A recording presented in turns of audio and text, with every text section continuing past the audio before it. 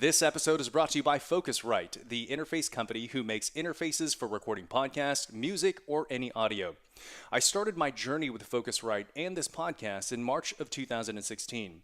Over 120 episodes later, I can genuinely say that my life and business have completely changed in very public and verifiable ways. In addition to having interviewed company founders, CEOs, New York Times bestselling authors, TEDx speakers, and even celebrity athletes, I got sponsored, signed by a premier talent agency, became a keynote speaker, and now I'm building a training and development company that serves the industry I come from. Focusrite products produce amazing sound quality, are easy to use, and are a great fit for new and experienced podcasters alike. The Focusrite Scarlett 2i2 and 18i8 have been my primary tools that have allowed me to build a platform, a personal brand, and now a business through content creation. So if you're a new podcaster looking to start a show or an experienced podcaster looking to upgrade your sound quality, I recommend you check out Focusrite at focusrite.com. That's FOCUSRITE.com. Welcome everyone back to the Pathways to Success podcast. On the show today, I have Claire Petrie, who is an HR and recruiting leader, blogger, and LinkedIn creator. Claire, welcome to the podcast. How are you? Thanks, Julian. I'm good. How are you today? I'm good. So, Claire, I'm very excited to interview you because, as you know, I am a content creator for the staffing industry. And one of the things that I teach is this idea of personal branding and content creation. And as you know, it's really kind of new to our industry. And that's how you surfaced on my radar. I was like, Yeah. who is this Claire Petrie? Because not only are you doing it, you're doing it so well and it's creating results. And that's why I reached out to you in the first place. That's so awesome. I love how LinkedIn has brought us together through just Yeah, kind of putting ourselves out there. no kidding, no kidding. So, well, before we jump into some of the topics we're going to be discussing today, I'd like to sort of share a little bit more about your background so our audience kind of gets to know you. So, how did you Yeah. first get into human resources and recruiting? So how I got into HR is kind of an interesting story. It was just basically my parents had their own consulting business, Oh, and so from a young age, I would go with them to their like training and like change management seminars that they did for local companies, and I would check people in and just hand out materials and things like that. So I was always kind of around it growing up, and then it just kind of made sense to go to business school, and I started working as like a part-time HR assistant my sophomore year of college, and my career just kind of went from there. So it's a pretty easy decision. I feel like most people in HR kind of like fall into it from another aspect. But I always kind of had an interest in it. I was in corporate HR and talent acquisition for about 6 years, and then just moved over to the staffing world this February. gotcha. And you actually have sort of an interesting kind of background on how you sort of developed a lot of these soft skills. So you used to work at an animal shelter, right? Yeah, so all throughout like high school and college, even when I was working part-time in HR, so I worked for 6 years at my local SPCA. So I'm a huge cat lady, dog lover, basically anything.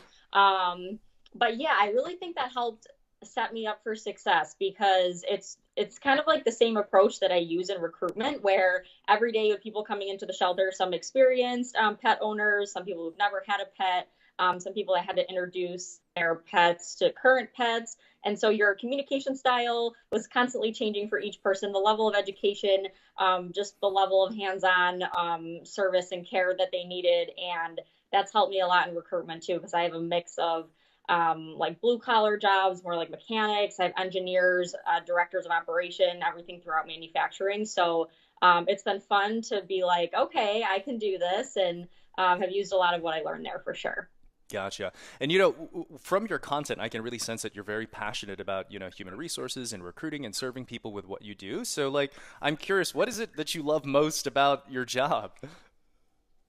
I think what I love most about my job is just being a resource for other people. So I Mhm. just love being able to share what I've learned along the way.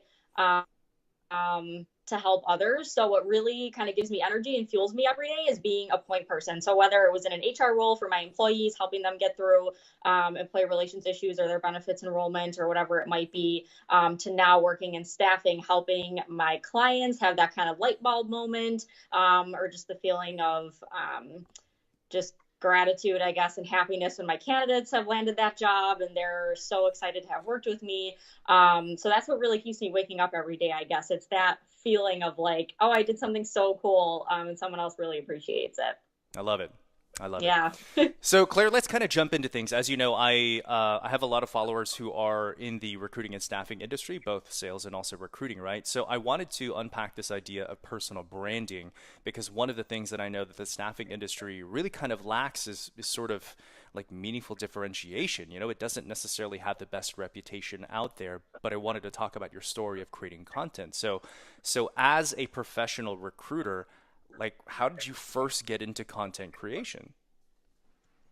Yeah, so I guess when video started like exploding on LinkedIn last fall, that's when I started seeing most of it. It was kind of like October, November. Yeah. There were a few people that ended up in my feed that weren't in staffing. Most of the people I followed seeing video were in marketing, which I thought was very fitting. They seemed to have these skills for target audience and video editing and all these other things. And I just thought that I could get a really good sense of who these people were and their personality. And like, if I was a business, I would want to hire them because I feel really connected with them through these videos. So I figured I should give it a try and it would help my candidates and potential clients relate with me a little bit better. Since I did come from HR into staffing, I kind of wanted to use that in my brand a lot as well as another like differentiator. So between having videos online and showing my target audience that I'm more than just an agency recruiter, because like you said, we can have bad raps for immediately being perceived as too pushy or only trying to place a warm button a seat or whatever it might be. I try to really use my HR background in my work every day. So by kind of conveying that in my videos too, it's helped. So I started in December and I try to do like one video a week and I've gained 2 clients from it who've seen my videos and reached out. And then I don't even know how many candidates, even those I haven't been able to place, has still been such a good experience. It's just broadened my knowledge and skills as well. Kind of the more people I've been able to talk to and coach has helped me grow too. And then they've obviously referred other people to me, that I was able to help too. So it's always just been fun to kind of get out there and online and, just kind of reach as many people as I can and see to what level, what it can do for them. I love it. So you actually already started going through some of the benefits. You talked about client acquisition. Of course, you're attracting candidates. Like, Yeah. what other benefits would you say that, like, real results that you have been able to experience as a result of having developed a personal brand and an online social presence? So, well, I guess in terms of real benefits, it would be gaining those clients. I'm not sure if that's what you meant, but another benefit has been since I worked in like 3 different large corporations in Buffalo before going into staffing. A lot of people have left those companies since and gone to other places and now have brought me into staff that I used to work with them. So that's been huge because just being active and out there online, I obviously haven't stayed connected with like everybody I used to work with, but by constantly having a video out there once a week, I'm in their feeds, like I'm top of mind. So when they need something, they've said to me, oh, I saw your video, reminded me to give you a call. So it's helped me kind of keep up those past relationships as well. And then definitely for those 2 new clients that said someone I was connected with, liked your video, and that's the only way I would have saw it. And, we feel just really comfortable from seeing your video. You seem very confident and just like come across well as like, conveying yourself. Like, can we have a call and see how we can partner? And so they kind of made that decision based on what they've seen through my content. I love it. You also described to me like you are starting to get recognized like at events and stuff like that, right? Because, one of the benefits I've experienced from content creation, it sort of becomes this way for people to get to know you without them ever meeting you. And whenever you have 2 strangers, the gap in between them is there's no trust, credibility, or authority or anything there, right? But when someone experiences your content, that's why you mentioned they feel comfortable approaching you. Yeah, that's a great point. Thank you for reminding me of that. Yeah, for sure. When I go to a lot of like local networking events Hmm. now in Buffalo, networking is something I feel like a lot of people can shy away from because it's really awkward. You don't really have a goal of who you're going to be meeting when you go there. But it's been helpful for me if I don't particularly know who's going to be there or really have a goal, because people will come up to me saying that they've recognized me from being on LinkedIn. But on like the job seeker side too, that's another reason why I talk to people a lot about their profiles and their profile picture, even if they're not posting a lot of content. Because I met someone at a networking event that I was already connected with on LinkedIn, but I didn't know it because he looked completely different in his photo, and the photo was like a full length picture instead of just a headshot. And our conversation would have been so much different because I was asking those kind of fluffy like overview questions, but I already knew where he worked. I just didn't know to bring that up. So yeah, it's funny, by just having a good headshot and my headline and my videos constantly out there, it's helped me a lot just out at community events and things. So that's been good. Gotcha. So, I mean, I'm definitely sold on this idea of having a personal brand and content creation, but a lot of times I get asked, how do you get started, right? That first video is like really nerve-wracking. So tell us about your first experience of launching that first video. Yeah, absolutely. So I think what's cool now with LinkedIn video is that people are starting all these like hashtag campaigns. So there's always something going on, like these 7 days, 7 lessons. I can't remember what other ones are going out right now. There's a hashtag Ask a Recruiter one. This guy is like doing a bunch of like video segments with different recruiters he's just connected with online. So there's always something I feel like you can use to jump in. That's what I did. I can't even remember the hashtag I used back in December, but people were sharing stories that were like challenging for them and kind of how they overcame it and how it impacted them today or something. So I just figured, that's something I can do. So I just talked about like the fear of like going away to college and was I going to be stuck here and how to actually make the best of that. Like, it's okay if like you're not doing those big things everyone else is doing. You can do kind of what you want with what you have, I guess. That was the gist of it. But yeah, I just jumped in on a hashtag campaign. Prior to that, though, because it took me a while to build up that confidence, I watched people for a couple months. But I realized that something else they did, and I talked to people a little bit about this before I got started on video, just kind of how they're getting started and what they recommend. And they recommended to start strategically building your connections. So I started spending more time on that. And that's what I tell people to do now as well, for who your target audience is going to be when you start your videos. So you're connected with those people and they see your content. So for me, it's like other HR and recruitment pros I want to learn from, and then anyone in my area in manufacturing, typically that could be a client or a candidate. So I started building up those connections so I would have them when I started launching my videos, as well as I made sure to spend at least like 15 to 30 minutes a day, like commenting really thoughtful, valuable things on others' content or posting just like a photo or a link to an article, which kind of got my confidence up before I started doing the videos.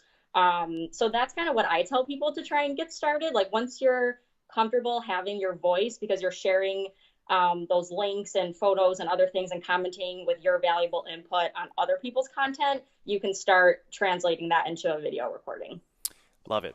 So as far as actually doing the video, how did you get over, or did you have any kind of apprehension of being on camera and like sharing that out there? Like I have a lot of people who have hesitation about that. So how'd you do it? Yeah, for my first video, I definitely think I did like 5 takes. I mean, and you live and learn. Of course, I was like so nervous and I was like, oh, that sounded stupid, or the lighting wasn't quite right. So it's definitely just practice. You definitely have to start somewhere. So the first one, I still look back on it now and I'm like, I almost want to delete that. It was so bad, but it's okay. I'm so glad I did it. And LinkedIn's usually really receptive. A lot of people are supportive when you post your first video. So that kind of helped me keep going.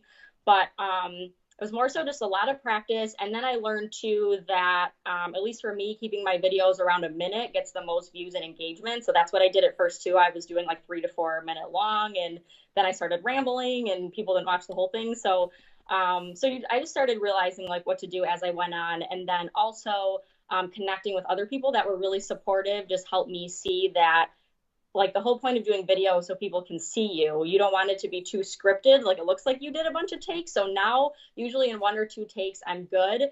But the other thing too that I learned from my marketing friends was that like I didn't even know how to use iMovie for editing. So now it's okay if I do a couple takes and want to smush them together, because that only takes 30 seconds to do on iMovie. Yeah. But that was a hesitation too, because just coming from an HR background, I was like, I don't know anything about recording video and sound and lighting and editing. So that's kind of overwhelming too, but it definitely is easy to do. There's little things that you can learn with no prior knowledge on that. Love it. So as far as the tech, are you just shooting with iPhone? You have lapel mic? Like, what's your setup?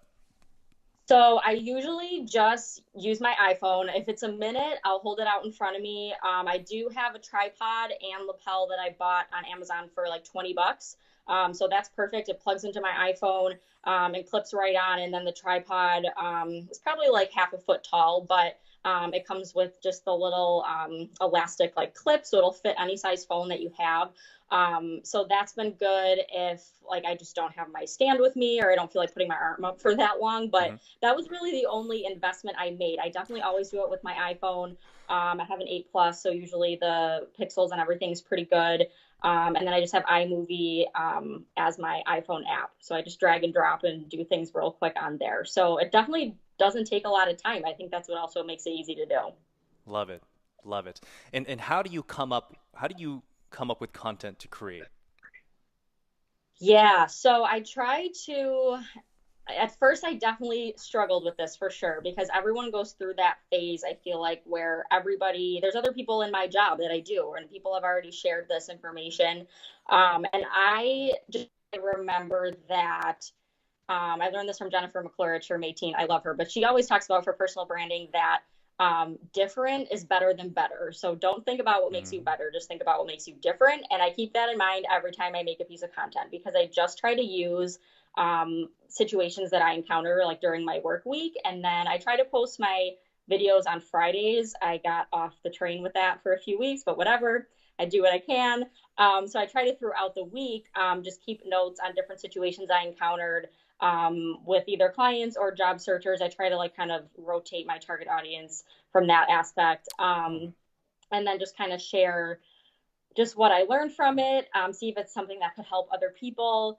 And then typically what I like to do too, because I know, like I said, I can sometimes do a lot of takes if I'm not like that prepared. So it helps me to write it down. Like I usually write a blog post and then record the video, because I kind of have it more committed to memory. But it does take me about a week. That's why I only do one a week. People that can do more than that, I think that's super impressive. So you just do whatever works for you is another big thing I tell people too. It's not anything crazy. Because in the days I don't post a video is when I'm engaging and commenting on other people's things and stuff. So yeah, I really just try to keep track of what I've done during the week, and then just kind of write down any like notable situations that were interesting or just unusual, or that I had to really work through that were uncomfortable, anything like that. And then I try to keep it to a minute, quick tips, share the benefits and what I learned, try to keep it really positive.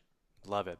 So sum it up. You started since December. It's now, at the time of this recording, it's September now, right? Wow. Okay. So Yeah. so if you were to like sell the industry on recruiters and sales on why they should start doing stuff like this, like what's that one thing that you think you should share? Yeah, I think that I know between December and now I've doubled my LinkedIn connections. Granted, that was only like 2,500 to 5,000, but I still think that's huge. Yeah. And I typically average like 100 likes and 5,000 views on most of my videos, which I also think is huge for me, for someone who's just getting started. So I think the main things are just that aspect of being recognizable. So it's similar to networking, I guess. Like the more people you know, the more opportunity that can come to you. Yeah. And I just think it's so beneficial because just the more people that see you and know you are going to think of you when something comes up. If their friend or family is looking, they're going to know who you are and think to contact you. So really, if you're just not out there, I think it's just less opportunity in general that you can get involved with, help with, and then obviously grow your business and make money from as well. I love it. And you've experienced benefits both on recruiting and sales. Yes, yeah, for sure. I mean, in my role as a recruitment manager, I'm more so just responsible for the candidate side. And I do have a sales team that typically brings me my orders. But it's been great to have some of this business development on my own as well, which is something else that kind of scared me almost about getting into staffing. So I was like, I'm not a salesperson. I don't know how to do this. I have no training in this. And again, just having that brand, I've done a lot of my own sales without really what feels like selling for me, which has been great. I love it. I love it. I love it. So Claire, let's shift gears now. And now we're going to focus on serving the candidate market, right? And I know that's something you're very Yeah. passionate about. So we've been talking about personal branding for staffing professionals, but why is it important for candidates to have a brand? Yeah, so this is typically what I'm talking about to people. Yeah. So I just have so much I could say on this topic. I think I try, usually it comes up obviously when people are job searching. They're applying on the major job boards with Indeed and ZipRecruiter, and they're wondering what else they need to be doing or why that's not yielding them the results that they want. So that's when it really comes up, the importance of having a personal brand just in general all the time, but adding your online presence to that so people know who you are, what opportunities to come to you with, things like that. Um, so I'm trying to decide like what direction I want to take this, but people that I've talked to that are searching that start to incorporate that, like during their search, even once they've landed that job, they're realizing afterwards how important it is keeping up with that. Like you can't just be active and using LinkedIn just when you're searching. And they've realized that they basically like their job search after that, like one instance when they started like being more active, they haven't really had to search because people knew what to come to them with opportunities about what they were interested in, Right. what area they were in, what their expertise was, because they had been sharing those links and commenting value on other people's posts and stuff. So I think it's just important to remember, like you have a lot to offer even when you're not like your job search doesn't define you, I guess. Like just remember that as well. Even if you're connecting and going to networking events during your search, I guess people just in their search, they tend to be asking a lot or reaching out to people just saying I'm searching. Hmm. But just remember, you also have so much to offer. Like I also want to know when you connect with me on LinkedIn as a searcher, like what is your expertise in? Like why do you want to connect? Like what types of things are you sharing? It's still like a two-way relationship. So I think people just kind of forget that when they're searching, that they're connecting and reaching out with just I'm a job seeker, I need help. So it's just important to remember like your personal brand and who you are outside of your search, and then just being active online can just benefit you in that process. Yeah. Yeah. I mean, if there's one thing that I have seen in just in content creation in general, it's like people start to find you also with these pieces that you put out, right? And a lot of Yes. times when you're recruiting for candidates, it's a lot of times the people that are creating things, like have a blog or actually, speaking at events, they're the most passionate ones and like the best ones, right? And you start to kind of emerge as a thought leader as a result of the content you create, which makes you a better prospective candidate, right?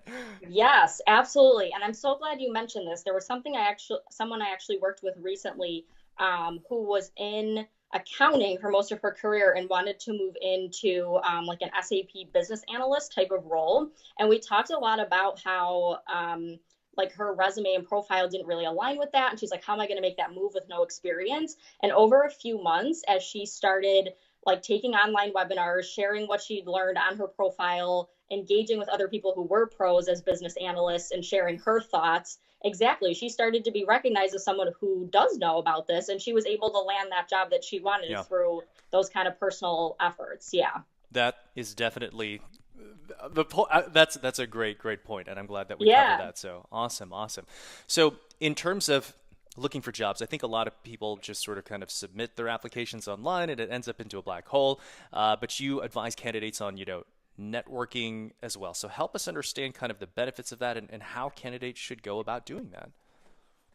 Yeah. So, in terms of how people should go about doing it, I think a lot of people I talk to just aren't aware of how to use LinkedIn in their search. They think they need in mails and they think they need people's exact names in order to find them. So it's just kind of generic things like that. I'm talking to people about like if you apply on a major job board like Indeed, you can just type in recruiter at so and so company on your regular LinkedIn account and it will show you people that match. So they just don't know how to do that. So I talked to them about that, definitely adding that connection request. Usually, you can mention that you've applied. This part always gets tricky. I don't know, some recruiters like that, some don't, but just add some sort of connection note. You're enjoying their content. You'd love to add them to your network so you can see future things that they post, something along those lines. I almost always accept those types of things, but being able to find people online, and then trying to think what else in terms of how to go about it. Yeah, definitely just searching for people, going to local networking events. I mean, the benefits are just you have to do something other than that application because recruiters obviously get inundated with hundreds. Right. So I also talk to people about setting up those like kind of automated emails. Like people don't know about that either, that in Indeed you can put in the titles and keywords and things that you're interested in. It will send them to you when they open. So you can be one of those first few applicants. So things like that paired with like being the first to apply online, like I guess one of the first to send them either a personalized note or email. It just helps those chances than just kind of sitting by and waiting to be reached out to. So I guess that's kind of networking and online presence, but I guess just being able to work all those extra angles when there's so many other people that they're talking to. Yeah, love it. Well, Claire, let's close with one more kind of topic here, which is, how should candidates work with the recruiters? A lot of candidates out there don't actually are aware of what recruiters do. So give us a little bit on that. Yeah, so I get this question a lot. People reach out to me and they ask if they have to pay anything for me to help them. Yeah. So a lot of people definitely, and I mean, I guess there's so many different types of recruiters out there. It definitely is very confusing for candidates. So I try to focus some of my content on that as well, just so they know that I'm employed by Remedy. My clients in Buffalo, you can definitely reach out to me if you or anyone you know needs any help. So definitely ask questions if you have them. Don't be afraid to connect. In terms of working with recruiters, I would recommend just kind of doing the research in your area. Like we have tons of staffing agencies in Buffalo, but everyone kind of specializes in a little bit of a different thing. Some people just do a lot of random stuff, but like Remedy is definitely the firm to go to in manufacturing in Buffalo. That's all we do. There are some other firms that do it in addition to like accounting and other things, but I think it's just knowing what you want when you reach out to them. So definitely kind of what you're interested in, what types of companies, kind of knowing what you're looking for, and then connecting with the recruiter that's going to be best able to help you. And then really just those things that come along with being responsive, I guess, making sure you have a voicemail set up, your email's professional. And it really is like a two-way street, which is great. So I tell my candidates, feel free to give me any type of feedback that you have. If you didn't like going to that client, that's fine. That doesn't offend me. I want to find you the best fit. And then same goes with them. I tell them that like, I want to help them through this process. That's why you're working with me. So sometimes that's kind of hard to accept too. Nobody likes to hear like feedback both ways, but I kind of like to establish that relationship from the beginning. So you have to kind of be open to that if you're going to work with a recruiter, because they want to help you land that position, and they might share with you some things that you don't know or should work on. So I guess just being open helps too. Love it. Well, Claire, how do people follow you, connect with you, work with you? Tell us all this. Yeah, so my blog is clairepetriehr.wordpress.com. So the homepage of my blog has my Twitter, my LinkedIn, posts I've contributed to SHRM and Workology that have all different types of HR and job search related topics. And then obviously I have a personal blog on the site as well for my own thoughts. So my email's on there as well, clairepetriehr@gmail.com. But yeah, that's the best way to send me a note through the site, through email, through LinkedIn, through Twitter. And then I set up Zoom calls, kind of how we did after we chatted on LinkedIn. So absolutely, if anyone wants to chat with me with either what I offer or anything I can help them with, LinkedIn, resume, job prep wise, whatever it might be, definitely reach out. I'd love to meet with you. Awesome. And we'll make sure to have all of your information plugged in the show notes. So Claire, thank you so much for coming on the podcast. I really, really enjoyed this. Yeah, me too, Julian. This was a great conversation. Thank you for all you're doing with the show. And everyone else, thank you all for tuning into another episode of the Pathways to Success. As always, make sure to subscribe, comment, and share. And we'll see you next time on the next episode of the Pathways to Success.